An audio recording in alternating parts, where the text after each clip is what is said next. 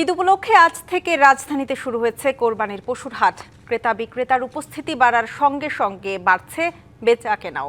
এবার মাঝারি আকারের গরুর চাহিদাই বেশি।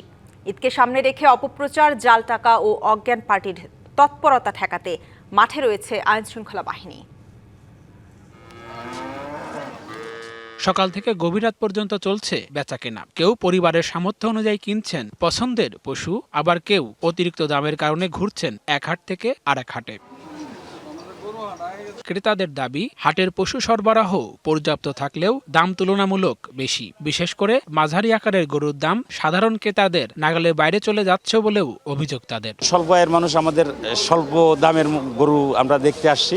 গত বছর আমি 1,30,000 দিয়ে 5 মনের গরু নিয়েছি, এখন ওই গরু 2.5 লাখের নিচে দিচ্ছে না। গতবারের তুলনায় অস্বাভাবিক দাম। অন্যদিকে বিক্রেতারা বলছেন, এখনো পুরোপুরি জমে ওঠেনি হাট। তবে বাজারে ভারতীয় গরুর উপস্থিতি দেশীয় খামারিদের মধ্যে কিছুটা উদ্বেগ তৈরি করেছে। একটা গরুর পিছনে প্রতিদিন 1,000 টাকার উপরে খরচ হয়। তো আমি গরুটা প্রায় 3.5 বছরের উপরে পড়ছি। গমের ভুসি আছে, খ্যার আছে, এগুলোর দাম তো বেশি এখন, সেজন্য গরুর দামও বেশি। খুব শঙ্কিত, কারণ আমরা আশানুরূপ দাম নাও পাইতে পারি ইন্ডিয়ার গরুর জন্য।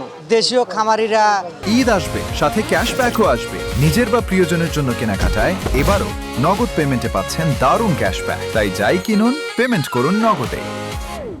লসের সম্ভাবনার সম্মুখীন হতে পারে। কুরবানির পশুর হাটের নিরাপত্তায় আইন শৃঙ্খলা রক্ষা বাহিনী সার্বক্ষণিক কাজ করছে। পশু ব্যবসায়ীদের কাছ থেকে পশু বিক্রির টাকা ছিনতাইয়ের মতো ঘটনার প্রতিরোধে র্যাব কার্যকরী ব্যবস্থা গ্রহণ করেছে।